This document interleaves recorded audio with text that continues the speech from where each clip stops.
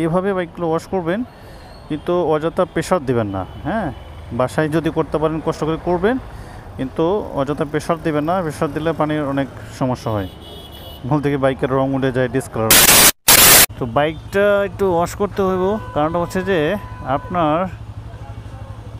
প্রায় রাত বাজে এখন 10টা, আর এখানে 99 টাকায় বাইক ওয়াশ ভালো লাগবে মিরপুরে। তো ভালো করেই মনে হয় বাইক ওয়াশ করবে, কিন্তু বৃষ্টিতে অবস্থা খারাপ। কারণ হচ্ছে ওয়াশ না করলে তো আবার জং ধরবে, আর ফ্যাসিলিটি নাই, খুব ব্যস্ত থাকবো বাসায়। বাইকটা সকালে ওয়াশ করছি, কিন্তু বৃষ্টির কারণে আজকে আবার এই অবস্থা।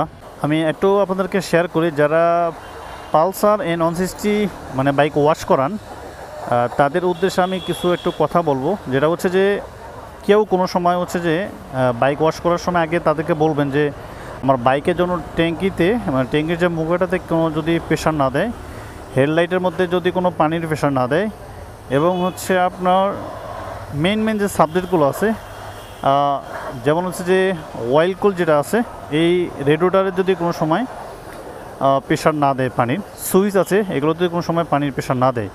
আর এগুলো তো পানির প্রেশার দিলে কী হয়, সাধারণত হচ্ছে যে বাইক যে পানিগুলো যখন ভেতরে ঢুকে যায় তখনই বড় প্রবলেম হয়।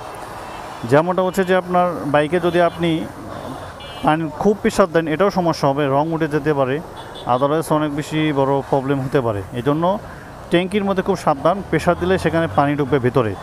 তো এই বিষয়ে একটু আপনারা একটু কেয়ারফুল থাকবেন, এটা কোনো সময় করতে দিবেন না, বেশি প্রেশার দিতে বলবেন না। তো বাইকটা ওয়াশ করতেছি বৃষ্টির কারণে। সো বাইকটাতে হচ্ছে ফোম ওয়াশ করতেছি। আসলে ফোম ওয়াশ করলে বাইকটার যেগুলো ময়লা থাকে, ময়লাগুলো সব উড়ে যায়। সো ভালো লাগলো যে ফোম যথেষ্ট পরিমাণ দিছে। এটা একটু প্রথমে পাতলা ছিল যেহেতু শেষের দিকে। সো এইভাবে বাইকগুলো ওয়াশ করবেন, কিন্তু অযথা প্রেশার দিবেন না। হ্যাঁ, বাসায় যদি করতে পারেন কষ্ট করে করবেন, কিন্তু অযথা প্রেশার দিবেন না। প্রেশার দিলে পানির অনেক সমস্যা হয়। ভুল থেকে বাইকের রং উঠে যায়, ডিসকালার।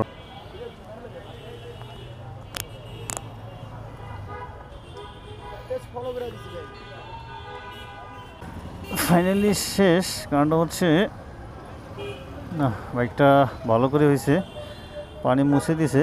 কারণটা হচ্ছে কাদা থাকলে তো সমস্যা।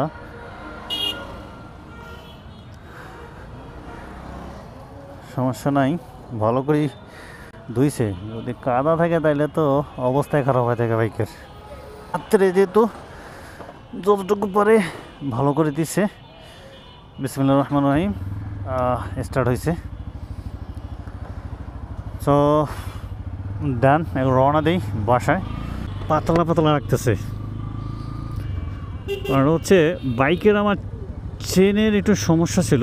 বলতে কি, বাইক সার্ভিস করার পর চেনের অ্যাডজাস্টমেন্ট ঠিক ছিল না।